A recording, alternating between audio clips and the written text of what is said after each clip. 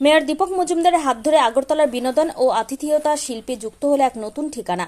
মঙ্গলবার সন্ধ্যায় আগরতলার নন্দনগড় স্থিত অক্সিলিয়াম গার্লস স্কুলের ঠিক বিপরীত দিকে অত্যন্ত জাঁকজমকপূর্ণ অনুষ্ঠানের মধ্য দিয়ে উদ্বোধন হলো প্লে প্ল্যানেট প্লেজন অ্যান্ড ক্যাফের।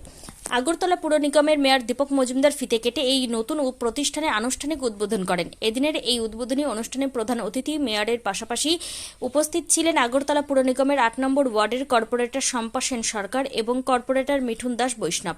এছাড়াও আমন্ত্রিত অতিথি হিসেবে উপস্থিত ছিলেন সমাজের বিভিন্ন ক্ষেত্রের বিশিষ্ট ব্যক্তিবর্গ। উদ্বোধন শেষে মেয়র দীপক মজুমদার জানান, আগরতলা শহরবাসী বিনোদনের জন্য এই ধরনের আধুনিক প্লেজন ও ক্যাফের প্রয়োজনীয়তা রয়েছে। বিশেষ করে শিশুদের খেলাধুলার পাশাপাশি অভিভাবকদের সময় কাটানোর জন্য এটি একটি আদর্শ স্থান হয়ে উঠবে। উদ্যোক্তাদের এই সাহসী প্রচেষ্টাকে তিনি সাধুবাদ জানান। প্রতিষ্ঠানে কর্ণধার প্রিয়াঙ্কা দেব সাহা বলেন, শিশুদের আনন্দ এবং বড়দের প্রশান্তির কথা মাথায় রেখে আমরা প্লে প্ল্যানেট সাজিয়েছি। এখানে উন্নত মানের গেমস জোন যেমন রয়েছে, তেমনই রয়েছে সুস্বাদু খাবারের স্বাদ নেওয়ার জন্য সুন্দর ক্যাফে। আমরা আশা করছি আগরতলাবাসী আমাদের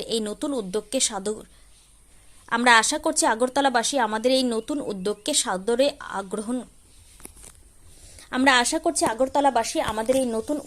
সাদরে গ্রহণ করবেন। উদ্বোধনকে কেন্দ্র করে এলাকাটিতে ব্যাপক উৎসাহ উদ্দীপনা লক্ষ্য করা যায়। আগরতলা নন্দননগরে শিশুদের জন্য এমন একটি ইনডোর প্লে জোন গড়ে ওঠায় খুশি স্থানীয় অভিভাবকরাও। ত্রিপুরা থেকে বিক্রম কর্মকারের report, crime press Bengal news. তো নন্দননগর অক্সিলিয়াম গার্লস স্কুলের অপোজিটে আমাদের গেম জোন, বাচ্চারা যাতে আনন্দ সহকারে ঘন্টাখানে মন ভরে খেলতে পারে সেই ব্যবস্থাপনা। সঙ্গে আছে আমাদের রেস্টুরেন্ট আর রুফটপ ক্যাফে আমাদের এখনও ওপেন হয়নি। আর রেস্টুরেন্টে আমাদের সমস্ত রকমের ইভেন্ট হবে, বার্থডে, অ্যানিভার্সারি, যে কোনো রকমের কালচারাল অ্যাক্টিভিটি আমাদের এখানে হবে। সমস্ত রকমের ব্যবস্থাপনা নিয়েই আমাদের উদ্যোগটা। আমাদের স্যার এখানে এসেছেন, স্যার আমাদের ওপেনিংয়ে করে দিয়েছেন। আমাদের বাচ্চাদের জন্য কেমন সুযোগ থাকবে? প্রথমেই কমপ্লিমেন্টারি ড্রিঙ্ক, তাছাড়া থাকছে বাচ্চাদের জন্য 1 ঘন্টা চার্জেস হিসাবে 1 ঘন্টা কি 2 ঘন্টা ওরা খেতে পারবে। এটা নির্ধারিত টাকা থাকবে, ওই টাকাটার উপরে। আর ইলেকট্রনিক ডিভাইসের জন্য আলাদা টাকা থাকবে।